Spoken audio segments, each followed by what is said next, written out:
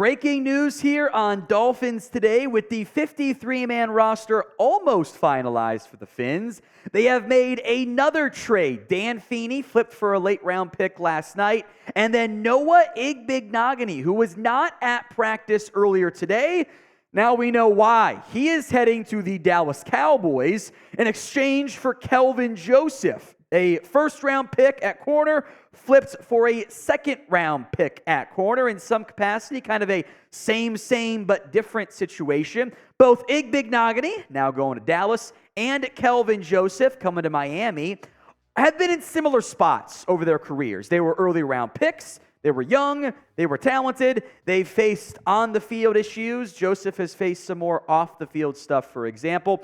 But this is an example of teams trading their, we're disappointed in this guy, for your disappointed guy. As we'll get into, one noteworthy change is that Igbinoghene was an outside corner for Miami and will be that for Dallas. Kelvin Joseph found a second win this year at nickel corner, an area the Dolphins are a little bit thin at the current moment. Now, this is exactly why you guys subscribe. When news happens, we break it down for you. We will have another video in 45 an hour, somewhere in that range, with the final 53-man, or the initial, I should say, 53-man roster for the Fins. So make sure you are subscribed. YouTube.com/Dolphins News. Don't miss out.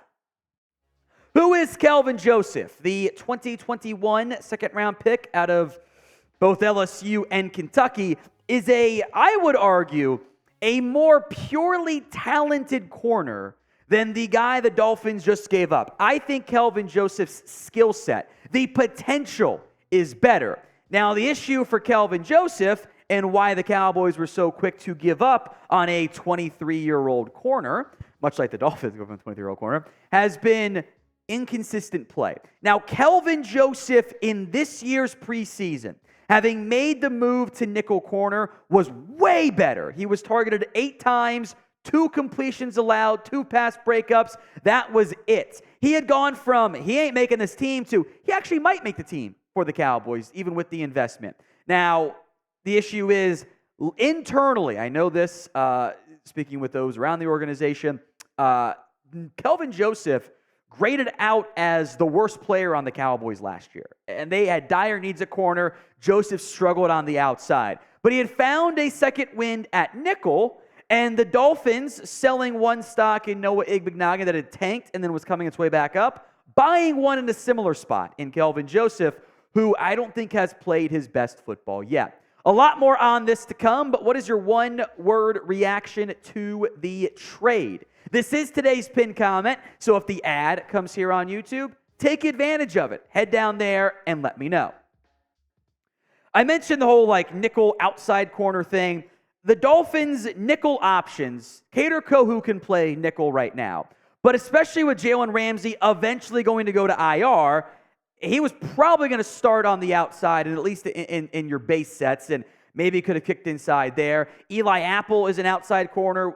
These are the updated depth charts, by the way, for the Dolphins. There's, I think, a couple more moves still to make. I don't think they're going to carry 9 now. We'll see about Bethel and Ramsey. Those guys could be IR candidates, by the way. Perry Nickerson, I don't know if he's going to make it, but he was at practice today. Could be a practice squad piece they'll cut later because Nick Needham's going to stay on the PUP list. But Nickerson can play the nickel corner as well.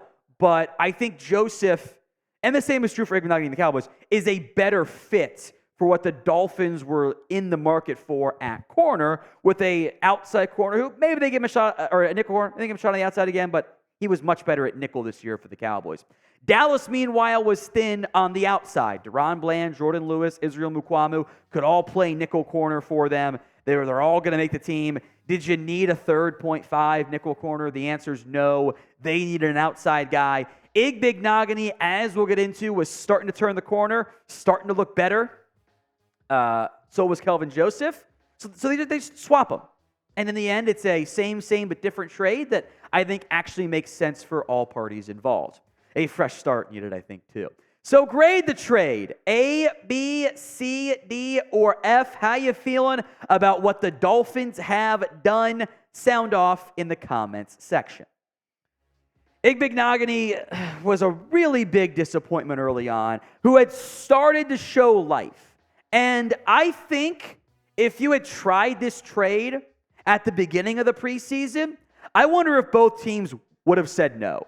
If the Cowboys would have went, Igbinoghene's been a bust, we're not interested. The Dolphins would have went, Joseph's been a bust, we're not interested. They've both rehabbed their stocks enough to get trade value pretty equal to each other. Now, Igbinoghene's been fine off the field for the most part. Joseph has had issues.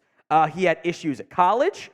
He had a big off-the-field incident in Dallas where he was involved in a murder. It was allegedly in his car, the drive-by. He wasn't the shooter or the driver. Eventually,